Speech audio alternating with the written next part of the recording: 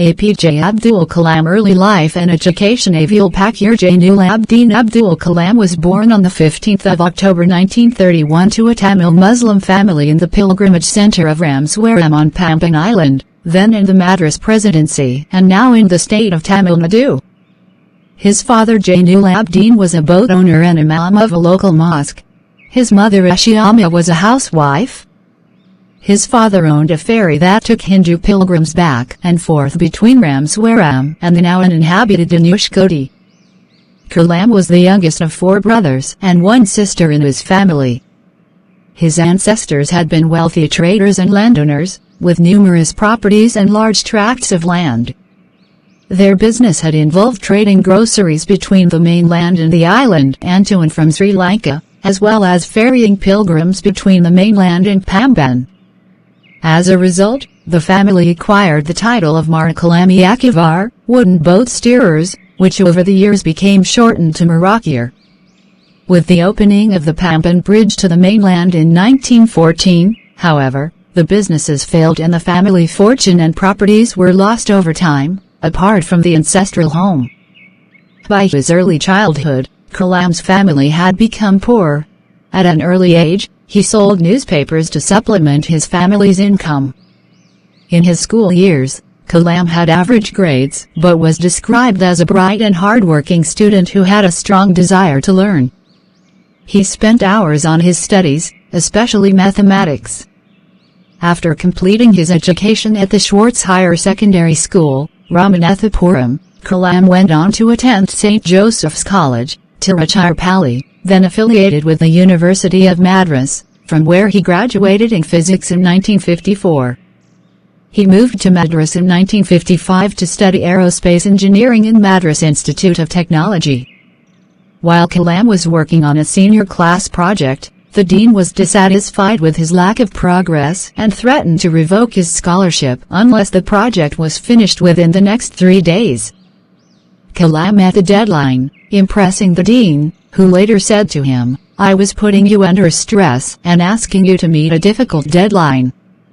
He narrowly missed achieving his dream of becoming a fighter pilot, as he placed 9th in qualifiers, and only 8 positions were available in the IAF.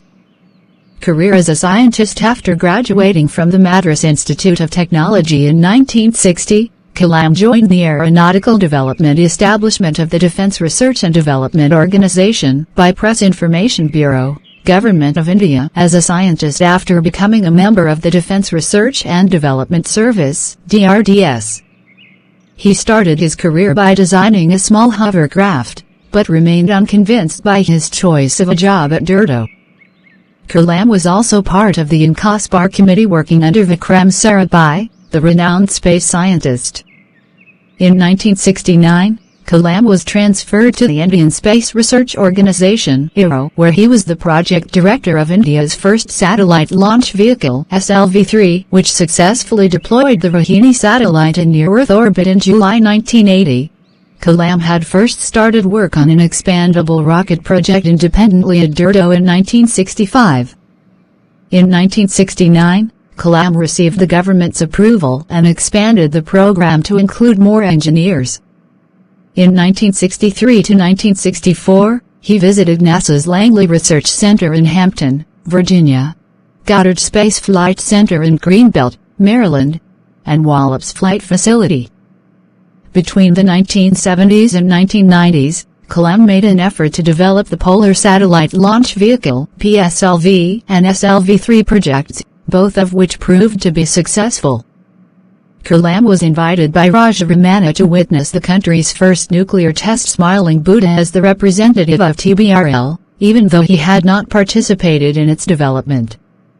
In the 1970s, Kalam also directed 2 projects, Project Devil and Project Valiant, which sought to develop ballistic missiles from the technology of the successful SLV program.